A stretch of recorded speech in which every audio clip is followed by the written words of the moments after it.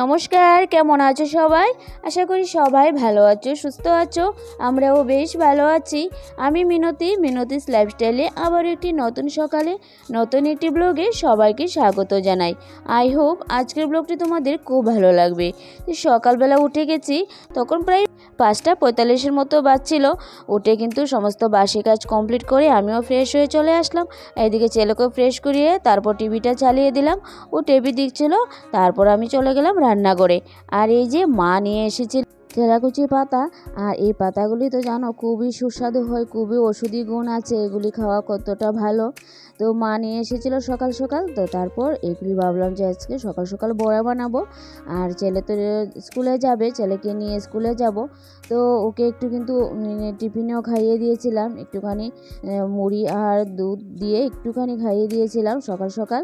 তো ভাবলাম যে চলো এখন বড়াগুলি বানিয়ে তারপর একটু ডিম আছে, ডিম দিয়ে কিছু একটা বানিয়ে তো সকালবেলা ওকে তো খাইয়ে দিয়ে স্কুলে নিয়ে যাব। তো তার জন্য আমি এই শাকটাকে সুন্দরভাবে কেটে নিলাম, পেঁয়াজ কুচি, লঙ্কা কুচি, তারপর লবণ, হলুদ আর একটুখানি সুজি আর একটুখানি ময়দা দিয়ে ভালোভাবে মেখে নেব। তো এইভাবে বানালে কিন্তু গরম ভাতের সঙ্গে খেতে খুব ভালো হয়। আর সবাই তো জানো এই পাতাগুলি কিন্তু খুবই ওষুধি উপকারে আসে। তাই সকালবেলা একটা স্মার্টলি কাজে লেগে পড়লাম। আর যদি এই স্মার্টভাবে আর বুদ্ধি কাটিয়ে কাজ না করি, কোনোভাবেই কাজ করা সম্ভব নয়, আর সংসারেরও আয় উন্নতি কোনোভাবেই হবে না। তাই সকালবেলা কিন্তু এই যে সব কিছু কাজ কমপ্লিট করে, তো যেহেতু ছেলেকে নিয়ে স্কুলে যাব আর উঠেছি সকাল সকাল, শীতের সকাল বুঝতেই পারছো, ঠান্ডাও লাগছিল, কিন্তু এখন কিন্তু ঠান্ডার সঙ্গে সঙ্গে রৌদ্রটা কিন্তু খুব তাড়াতাড়ি উঠে যায়, যার জন্য কুয়াশা নেই, আর তার জন্য একটু ভালোই লাগে। তো আমিও সেই রকমভাবেই কাজে লেগে পড়েছি। আর যেহেতু ছেলেকে নিয়ে স্কুলে যাব, আর ছেলেকে নিয়ে স্কুলে গেলে সেদিনের কাজগুলো কিন্তু একটু অন্যরকম হয় আমার, কারণ প্রচণ্ড প্রেশার থাকে। সকালবেলা উঠে 9টার আগে ছেলেকে রেডি করানো, ওকে খাইয়ে দেওয়া, তো শীতের সকালে একটু তো কষ্ট হয়, তারপরও কিন্তু উঠি, কারণ এইভাবে না উঠলে, কাজ না করলে কোনোভাবেই কাজ করা হবে না। আর জানো তো এই সংসারের জন্য যেহেতু এত কাজ করছি, তার জন্য একটু কষ্ট করলেও কিন্তু কিছু হয় না। তাই আমি মনে করি সকালবেলা একটু তাড়াতাড়ি উঠলে যেহেতু কাজগুলিও সম্পূর্ণ হয় তাড়াতাড়ি, আর আমি এটাই চেষ্টা করি। যখন যেরকম সব দিন একরকম যায় না, যেরকম পরিবেশ থাকে সেই রকম পরিবেশ বুঝেই কিন্তু আমি স্মার্টলি কাজ করার চেষ্টা করি।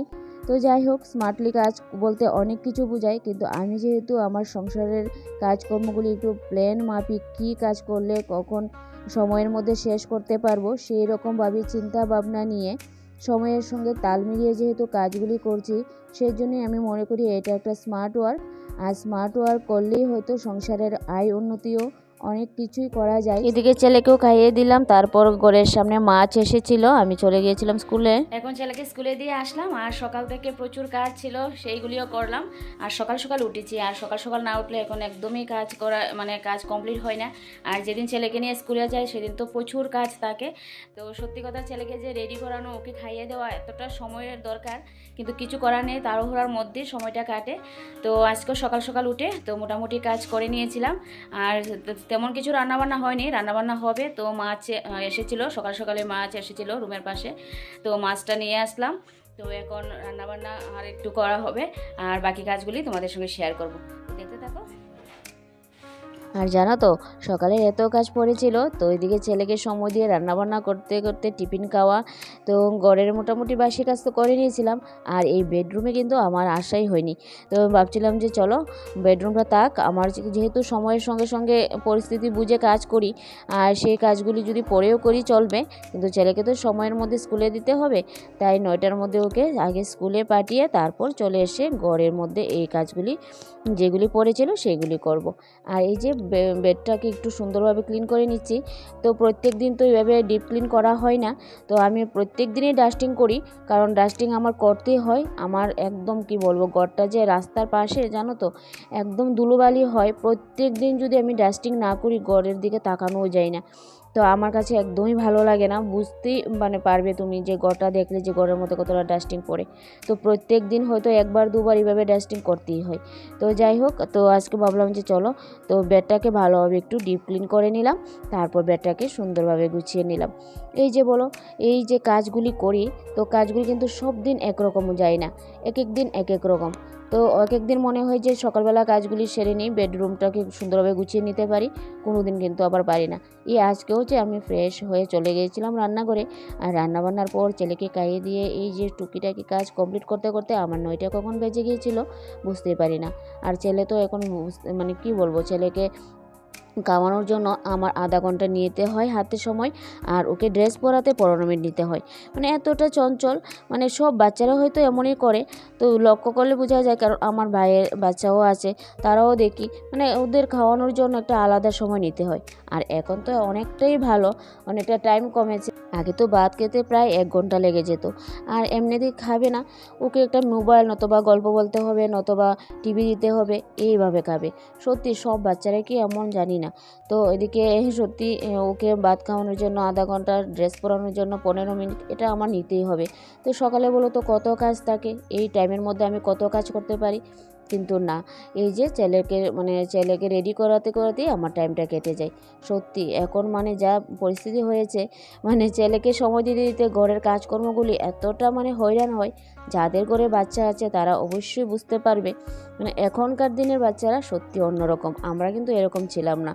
আমার মাই অনেক সময় গল্প করে যে তোরা তো এমন ছিলে না, নিজে হাতে খেয়ে নিতে, একজনকে দেখে একজন বড় হয়েছি। মানে সত্যি কোনো প্রবলেমে মানে মা বললো যে এতটা প্রবলেম কোনো দিনও হয়নি। কারণ এখন আমার বাচ্চার পেছনে মাও সময় দিতে লাগে, আমারও সময় দিতে লাগে, আর তার মধ্যে তো কাজকর্মগুলি আছে। এই যে দেখো সব কাজ কিন্তু কমপ্লিট করে তারপর চলে এসেছিলাম স্কুলে। আর এসে তো এতটা মজা লাগছিল যে চিলড্রেন ডেতে কিন্তু খুব সুন্দর আয়োজন করেছে, বাচ্চাদের অনেক খুশি মানে দেখতে পেলাম। তো আমার ছেলে তো খুব খুশি, খুব এক্সাইটেডমেন্ট, মা প্রত্যেক দিন হবে এরকম খেলা। আমি বললাম যে না, আজকে তো চিলড্রেন ডে, তোমাদের বাচ্চাদের জন্য একটা সুন্দর দিন, তার জন্য সুন্দরভাবে আয়োজন করেছে, তোমরা খুশি হয়েছো, তার জন্য অনেকটা আমারও ভালো লাগছিল। তো যাই হোক, তো সবাই তারা খেলাধুলা করার পর তারা গার্জেনরা আমরা একটুখানি, আর যেহেতু ও আমার স্কুল যে ছবি তুললাম আমার স্কুল ফ্রেন্ড, তো আমরা একসঙ্গে হয়েছিলাম, তো আমরা গার্জেনরাও একটু ছবি টবি তুললাম। তো ভালো লাগছিল, খুব সুন্দরভাবে সময়টা কাটিয়েছিলাম স্কুলের মধ্যে, বাচ্চারাও খুব এনজয় করেছে আজকে। তো সব বেবিদের জন্য হ্যাপি চিলড্রেন ডে।